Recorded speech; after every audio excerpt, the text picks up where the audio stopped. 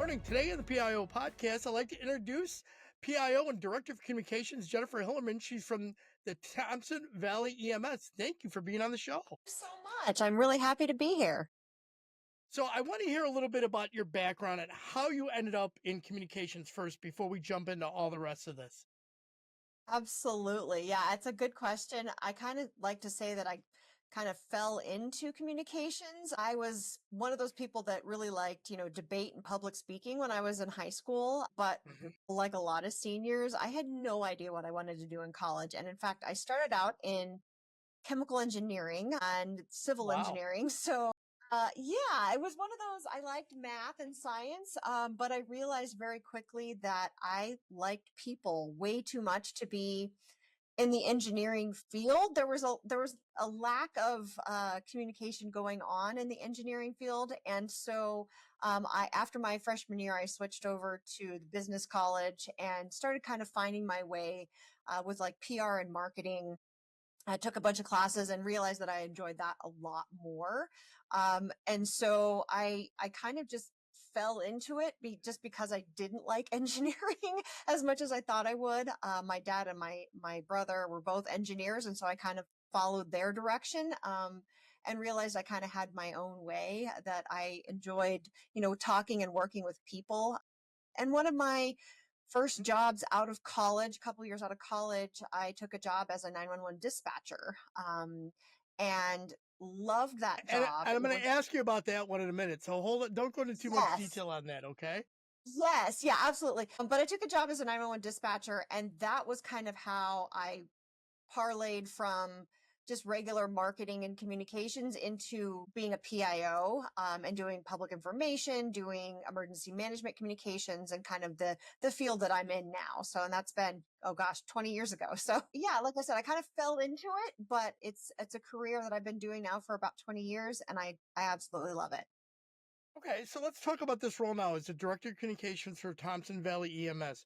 How is your communications department staffed? So Thompson Valley EMS is kind of a small to mid-size EMS agency in Northern Colorado. And so up until they hired me, they didn't really have a communications department. So for right now, the whole department is me. So it's I me, get myself, and I. It's three of you, right? Yes, exactly. I wear a lot of hats. I do internal communications, external communications. I'm the community engagement director. I'm the public information officer, the emergency management ESF 15. I do public outreach and public education. And I also help with like policy and grant writing as well. So right now, the whole department is me, but I will say I do have a lot of very talented colleagues here. Some of our EMTs and paramedics are very talented with like graphic design, and so I do get some help with those things, which that it can take a lot of time to do Oh, yeah. graphic design for some outreach campaigns. And so I'm very fortunate to have some people here that are helping me with that. But right now, the whole department is me. And Jennifer, excuse me, I did not ask this before. Where is Thompson Valley located in Colorado? Kind of give us some landmark area. Sure, sure. So Thompson Valley EMS, we are a health services district in Northern Colorado. So we are about an hour north of Denver. We're specifically in Loveland and Berthoud, Colorado. Fort Collins, Colorado is where Colorado State University is. We're just south of there. But like I said, we're about an hour, 45 minutes north of Denver. And our area covers everything from kind of the plains up into the foothills and the mountains. So we have a very geographically diverse service area, and it's a beautiful area. Colorado is just gorgeous. In fact, this morning it's not so great. It's a little foggy. It kind of looks like a Stephen King novel outside right now, if I'm honest. But beautiful area, and yeah, we're kind of a smaller regional area north of the Denver area. You know, I used to love when I lived in Colorado Springs when the cold air would come down off the top of the mountain in a warm day down in the valley, and it would just all of a sudden Yeah. be like pea soup. And it was, it didn't last long, but it kind of makes for an interesting drive when you're going into work. It does. It really does. I was very surprised. We got a lot of moisture this weekend, and so it was cool. And so now the fog has settled in. We can't really see our landmark mountains to the west. So it feels kind of weird out there driving this morning going to work. I really felt like I was in a Stephen King novel. All So right, it'll so clear you out said, eventually. yep, absolutely. And you said you were 911 dispatcher.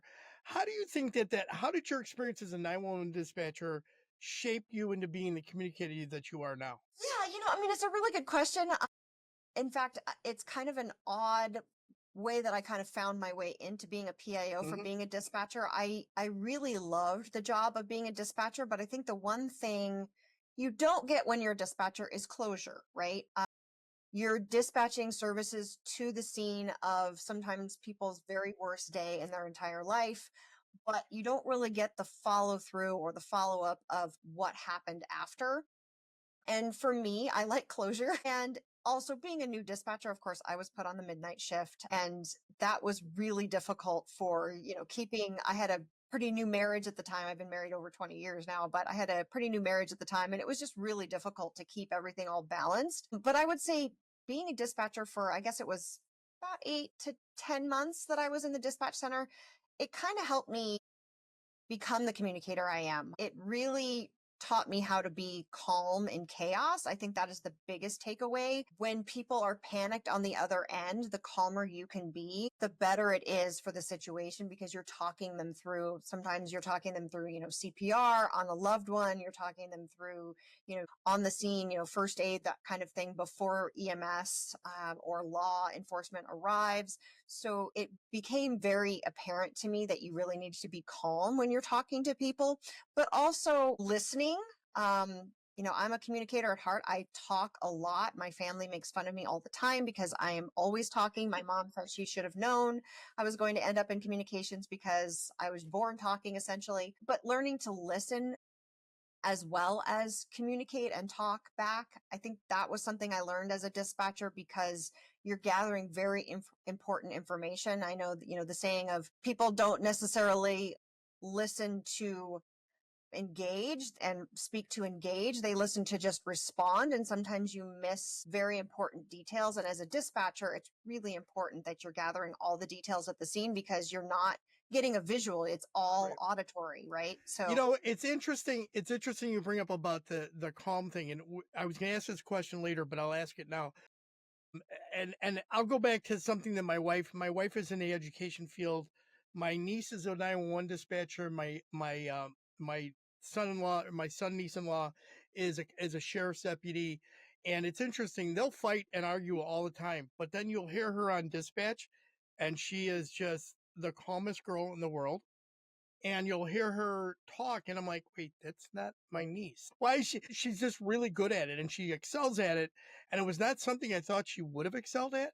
So why is remaining calm under pressure so important? yeah, especially in high pressure situations, you have to remain calm. People aren't listening to just what you say, but they're watching how you say it and what you say to them. And your pace, your composure, your tone of voice, it's sending a message before they're even really hearing the words. And you also have to realize most of the times people calling a 911 dispatch center are in crisis mode, and you have to be able to break through that fight or flight response that they may be experiencing, and you need to remain calm when they're feeling chaotic and just out of control, because you need to kind of bring them back to the moment to be able to help them. And it does And help I them think it regulate when you're calm, right? It helps the other does. person It regulate. does. Yeah, I mean, it does. It's not foolproof. There are some people that you can't talk down because they are just so in the moment. But the calmer you can remain on the line, and as a PIO, that also is something that I've learned that the calmer you can be. Not saying that you need to be an emotionless drone or robot when you're delivering information, but the calmer you can be when you're delivering that information, it helps instill the trust. And you need to provide clarity. You need to provide reassurance when you're a public information officer. And those are fundamentals of being a 911 dispatcher as well. Those were very important lessons. In fact, I would probably recommend anybody that's looking at being a PIO, especially in emergency services, maybe get your start in a dispatch center because it really does teach you a lot of things about how to communicate and how tone of voice and your pace and your calm. It's all a package that makes you a better communicator overall. I agree. Years ago, and this is going decades ago because I was in law enforcement for 27 years before I retired.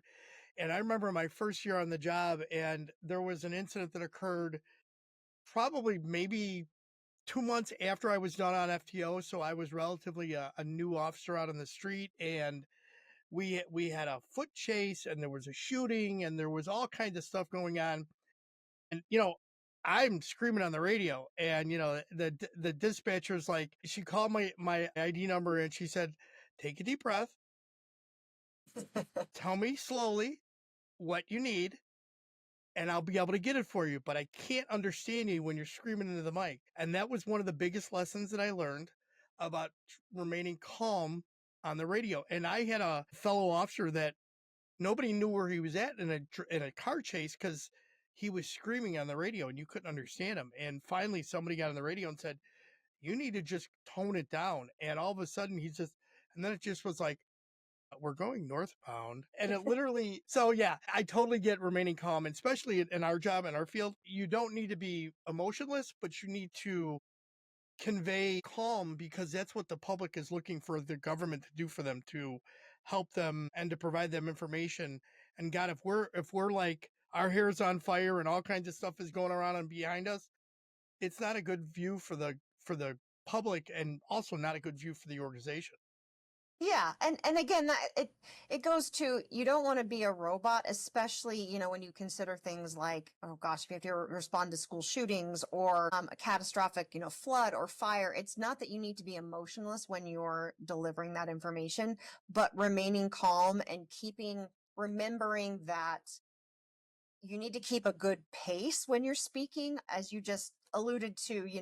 Sometimes when you're out in the field or when you're in a disaster situation, that heightened sense of awareness, and you start speaking very rapidly. I like to joke, my husband's from New York and he speaks very rapidly, especially when he talks to his family in New York. And I kind of have to laugh because sometimes I can't understand him. And I think about, if I was listening to him and he was trying to relay a message, his family understands him because they're all New Yorkers and they get that pace. But you kind of have to keep a good tone, a good pace. And if it's an emotional kind of situation, like I said, it's fine to show emotion. It's totally okay to do that. And I think that's one thing I want to stress to anybody that's newer in the PIO role. It's completely okay to have some emotion if you're at a heightened emotional situation, like a shooting or a major natural disaster.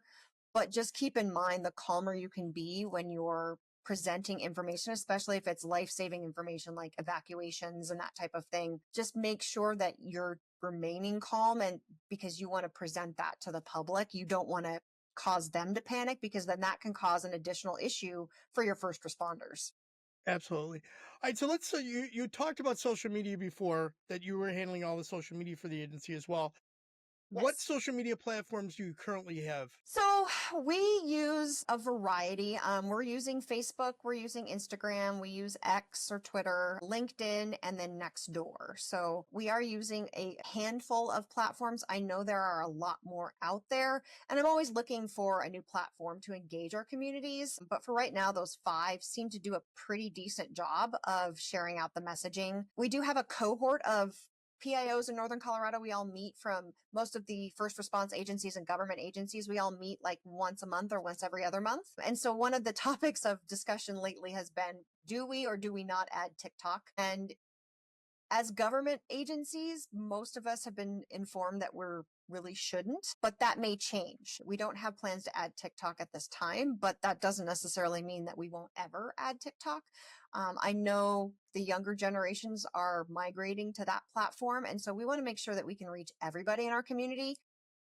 But we have between the five platforms, we have about 70 to 75,000 people that follow us, which is, pretty good for our area. I would say the population of our service area is about 130,000. So we have a pretty good standing. And we also, as most PIOs know, we use that message multiplication. So we collaborate with our partnership agencies. If we have something that's super important that we need to get out, we ask our partnership agencies to either repost, Absolutely. retweet, that kind of thing, just to make sure that the message is saturated for everybody in the area.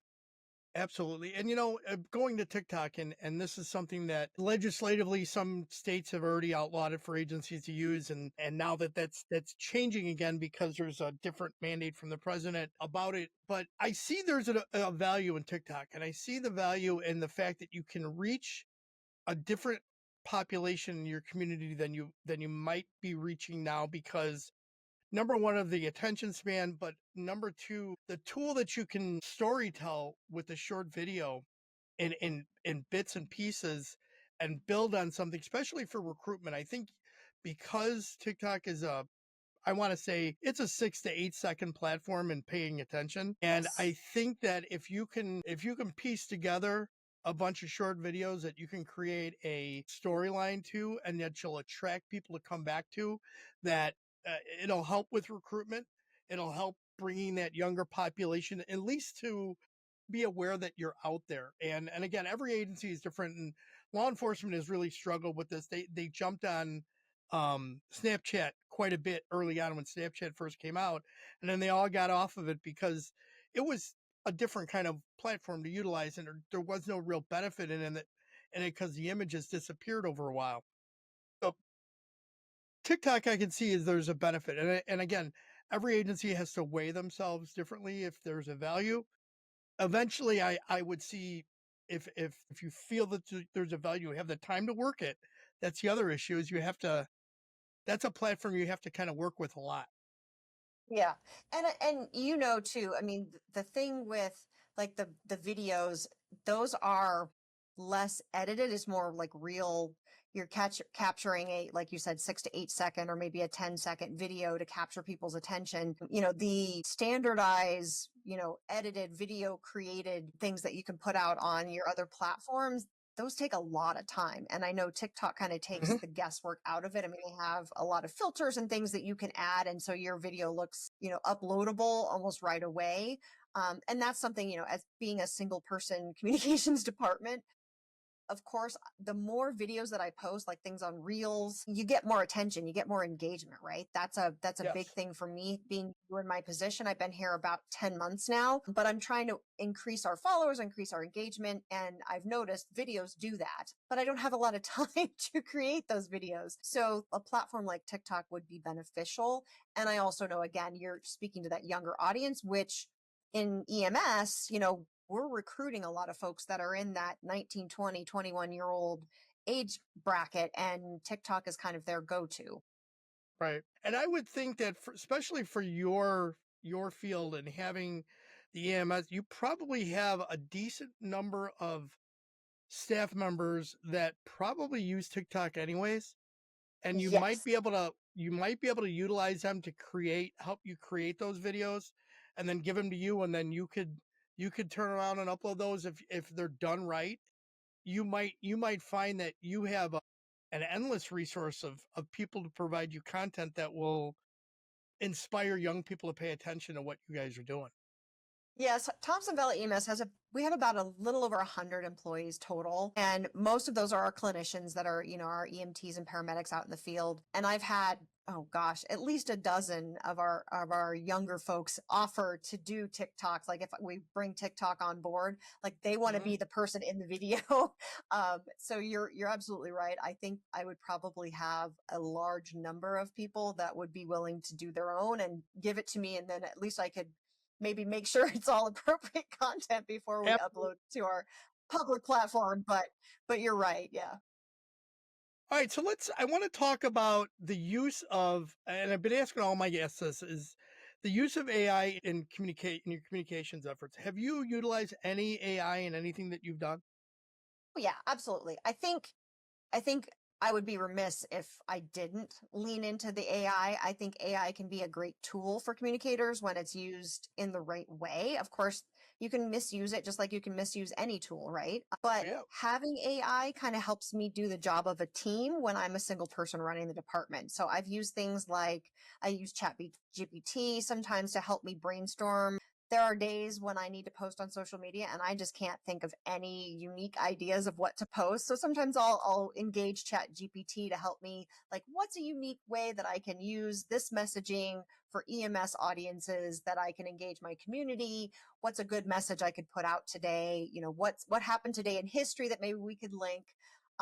Those kinds of things. I've also had Chat GPT check messaging that I've created to check it for, tone and engagement, make sure that I'm kind of staying on track, and help me with maybe rephrasing some things so that it's more engaging for the audiences, especially if I want to cater messaging, which I think you definitely need to do for each platform on social media. I've started using an AI note taker for meetings to help kind of capture meeting Aren't those summaries and great? highlights. Aren't those awesome? Yes. I mean, there are some that are better than others, right? So I've been testing out several, and there are some that are still lagging behind, and there are some that are phenomenal and capture, I would say, are almost 90 to 95% accurate, which is great. And as a communicator at most meetings, my leadership team a lot of times depends on me to be the note taker. So it does really help me so I can actually focus on the meeting as opposed to focusing on the notes. And I have found some pretty phenomenal note takers. The best ones, of course, are paid. Being a smaller agency, I do have a little bit of a budget, so I have a small budget for AI tools, which is wonderful. I'm very grateful to my leadership team, that they were able to offer that to me. So, but I have to kind of be careful where I allocate it. So the note Of taker one course. is one that I'm definitely investing in because I have so many meetings throughout the week, especially even just day to day. It really does help me so that I'm actually able to engage in the meeting itself as opposed to being the note taker. Oh I'm yeah, also kind of, and think about that college when typing away and having to listen to a lecture and type, and you get confused and you lose yep. track. And those AI things are just phenomenal for putting the content, and then they're so smart that they'll lay it out in the structure you need it in. Yes. To summarize it and like, assigned tasks and follow up and highlights. I mean, it's a phenomenal tool. And that's something I would say within the last 3 to 4 months that I've started to engage. And then I also have used some AI in platforms like Canva. I use Canva a lot to Mhm. assist with like image generation. I will say my personal opinion, and if anybody out there has a really good AI image generation tool that they would like to recommend, I am open, because the ones that I have used, like Dolly and the one through Canva, they're okay, but you notice that there are images still look pretty fake, and they tend Mhm. to have a lot of errors. Like I asked, I think it was the Canva AI tool to generate an image for me that was about EMS for the Super Bowl.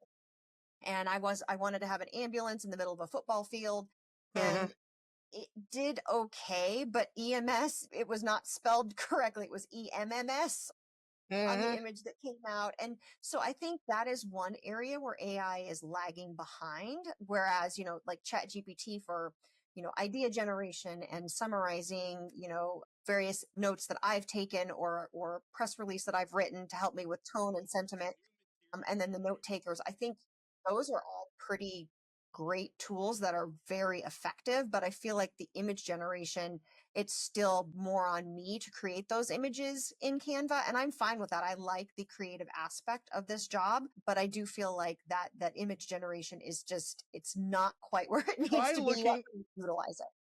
try looking at a platform called Reve, Okay. and that is one that the content it's really good with. If you put something down in there, you give it the word prompts, it's going to spit out pretty much what you want. Great. There again, there is a cost to it if you continue to use it.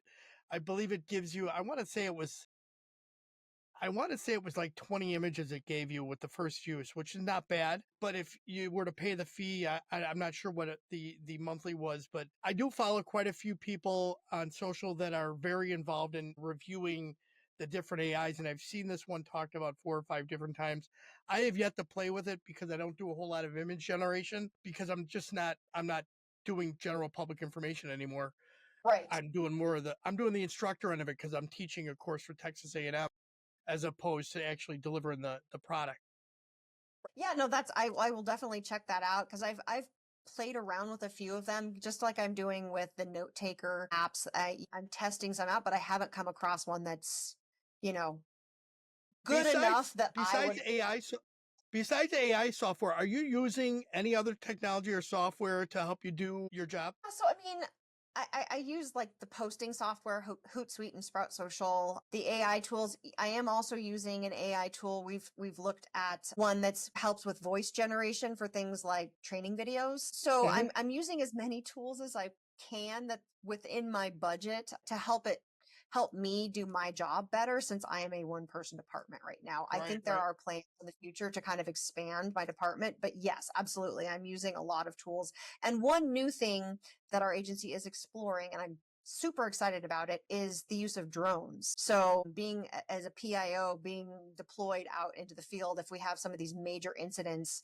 in our area, obviously wildfires, floods, blizzards, those kinds of things, we're also looking at, the uses of drones in the EMS world. So that is something that also has a PIO implication for marketing and communications and just recruiting videos, that type of thing. So I'm really excited that we're kind of going into that, seeking out that new tool as well.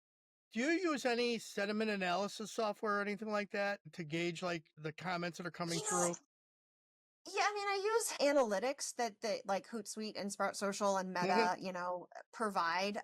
But individual sentiment analysis, no. I just use the tools that are available to me free on the platforms we already use.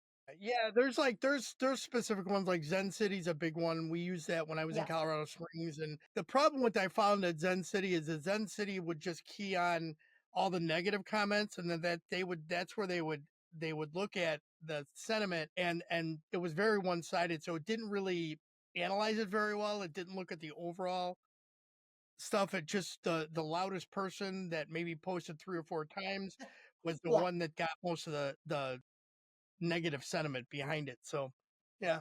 Yeah. I've used things like what is that, Media Eyes, that sometimes Mhm. has sentiment analysis on it. I've used that in previous positions. I'm not using that right now at this in this role, but I have used sentiment analysis, and you're right. It's too easily skewed, I feel like, for it to Mhm. be cost effective to employ something. But I do know, just like AI is getting better and better, as time goes on, I feel like the sentiment analysis will probably get more refined the longer we go on and the more platforms for sentiment analysis that are developed. I think a lot of the platforms that we use every day, like I said, Sprout Social or Hootsuite or even the Meta Business Suite, I feel like those will start to incorporate the sentiment analysis and it will be more I agree. accurate. Right now, I don't know how accurate it is. So let me ask you this, Jennifer. Where do you see changes in the future in how we do our job as public information officers in the next 5 years? Where do you see it going? I feel like PIOs are heading in a more agile, tech savvy, maybe even community centered direction. I think it's been said for a while, so it's not anything new, but the standard press release or traditional media outlets for us communicating and engaging our communities is kind of outdated. People want the real time, transparent communication. And I think social media will continue to evolve. We will continue to use that as a storytelling platform, but I see more use, more leaning into AI assisted messaging. Perhaps, I don't know, I would like to think maybe we might even lean into like the augmented reality, the AR kind of world to keep people informed and engaged. I also, in the emergency response arena, I feel like drones are probably going to be used more and more. In fact, I just went to the UAS First Responder Conference in Virginia. I guess it was 2 weeks ago, and there Mhm. were more than 700 people, dozens and dozens of agencies nationwide represented at that conference. And we're seeing law, fire, and now even EMS agencies using drones because the public want that live on the scene image that drones can provide. So I see a lot of tech. Yeah. We have an agency here that is launching a law enforcement agency that's launching a drone for every burglary call or retail theft call that they have. There's a drone going up for it. They've actually caught people now in multiple burglaries to homes where the drone has actually been up before the officers could get to scene and already doing. We know the drones are so good with forward lit infrared and all that that they can see in the dark, and makes it so much easier for the officers to do their job, but just to direct them safely to where the subjects go to hide instead of having to, you hope you can come across them. And they've solved some cases pretty quickly. So relatively small agency, but they decided because they're a fairly affluent community and they also have a mall that gets hit all the time because it has higher end stores that they're able to identify the offenders pretty quickly. Yeah, I mean, it's incredible what drones can do. I mean, we look at that for like augmenting our search and rescue capabilities. People get Mhm. lost in the foothills of Colorado all the time. Um, and being able to send a drone up, especially if conditions are not ideal, if it's, cold and icy, or if it's a heavily wooded area, being able to have those thermals, and look for people, you kind of help supplement or augment your search and rescue teams. And then also, like in hazmat situations, we think about that too. You can send a drone into a hazmat scene and find, like your points of ingress and egress. And if it's a car accident, it's fuel all over the road, like you can see the area that's impacted and report that back to the incident commander and the response agencies that are going on scene before anybody even gets to the scene, Yep, which is great. absolutely. Jennifer, is there a question I should have asked? And if so, how would you have answered it? I mean, having been in this job for, 20 some years, I think one thing I would ask is, what is something that most people misunderstand about what a public information officer is? I get teased a lot at my agency and it's all in good fun, but that I play on Facebook all day, right? Or Yeah, yeah, I've heard that one. yeah, yeah. Or you just write the occasional press release and you play on Facebook all day. And I mean, it's a great job, there's no stress, no nothing. And I think, you know, the reality is we wear a lot of hats. We're crisis managers, we are advisors to leadership, we've got to be, like I said, the calm voice in the room sometimes. So we do a lot of different things. I mean, my particular job, because I'm a one person department, I do internal communications, I do external communications, I do public engagement, I do public education, I do social media, I do policy and grant writing. So there's a lot to being a public information officer. It's a lot more than just playing on Facebook, but I do think there's a misconception that, especially with the advent of AI, of that, oh well, it's really not that hard. You just ask Chat GPT to generate a few, social media posts, and you just hang out all day. You get to, talk to people, and it's great. And it is a great job, but there's definitely a lot more to it. Yep. Oh, I completely agree. All right, let's do some rapid fire questions. Okay, okay, All right, here we go. Texting or talking? talking definitely. Movies or books? Books to decompress, but movies for entertainment. Coffee, tea, or energy drink? Oh, I am definitely a coffee person. Adult drink of choice? That's a tough one. I mean, I'm a pretty laid back person. I like a beer or a cider, and Colorado's known for our microbrews. So I would say Mhm. that. But if I want something with a little more oomph, a good martini is always good for me. Yep, I agree. Adult, your cats or dogs? Dogs. I have a husky. What's your favorite go-to karaoke song? Well, that's a good question. I mean, I guess if I have to flash back to my college days, it would probably be the I Will Survive. There you go. I think I sang that a What few would, times. yeah, I'm sure. What would be your superpower if you could have one? I mean, I don't want to be so transparent and obvious and be like, I want to fly. I think I would love to fly, or have, the photographic memory. I think that'd be very beneficial in my line of work. If you could instantly become an expert in one thing, what would it be? That's a tough one. That's a good question. I don't know. I mean, it's something that's always baffled me is global politics. So maybe that would be a There you good go. one. That's okay. Hey, ask permission or beg for forgiveness. Oh, I'm going to say beg for forgiveness. What place would you most like to travel to? On my current bucket list right now is Scotland and Ireland. I would definitely love to go visit there. Nice. Favorite way to relax after a long day? Probably a nice long walk with my headphones on and my dog, and just relaxing to like Zen music or meditation music, because it kind of drowns out all the voices of the day. Right. Awesome. If you could choose to have coffee with any historical figure, living or dead, who would it be? Truthfully, I think, I'm a big fan of the national park system. So I'd say Teddy Roosevelt. I think he would be very interesting to speak to. And honestly, I would love to get his opinion of what the world has become in 2025, and see what he thinks. Have we progressed in a good way, or are we maybe off base of where he thought we would be in the year 2025. I would love to talk to him though about the creation of the park of the national park system because I'm just a huge fan. Of course, living in Colorado, we have a lot of national parks. So Yeah, and Teddy Roosevelt did so much, and man, yeah, definitely would be an interesting interview. Okay, some final thoughts here. What key points would you like the listeners to take from today's interview? the one thing that I have found throughout my career is that communications is a challenging career, but there's a lot of opportunity to work in essentially any industry. I chose emergency services, but you can work in any industry and you can be a PIO or a communications director in any industry that you choose. So if you like, tech, you can work in tech. If you like engineering, you can work in engineering. If you like emergency response, you can work in emergency response. It is adaptable and people need good communicators. Every Absolutely. organization out there needs to have a good communicator and as part of their senior leadership team. You need to be embedded in that senior leadership team to be effective. Absolutely. As we wrap this up, is there a piece of wisdom or a motto that you live by?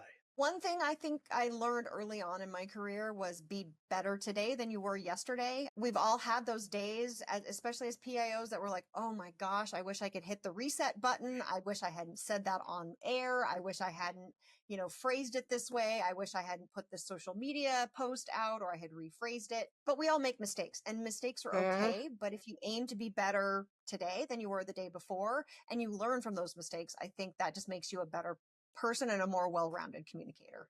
I agree. As we wrap, how could people best reach out to you if they want to connect or follow up? Sure. Yeah. I mean, I'm on LinkedIn. You're welcome to connect with me. And in fact, I encourage that. Please reach out to me on LinkedIn. I've recently been in contact with several new people that are just entering into the PIO world. So I'm very happy about that. But in my email address, you can reach me here at my organization, which is just jhillman at TVE. And I will add that both into the show notes so people can find that if they want to reach out. Jennifer, thank you for being on the show. Thank you so much. I really appreciate it.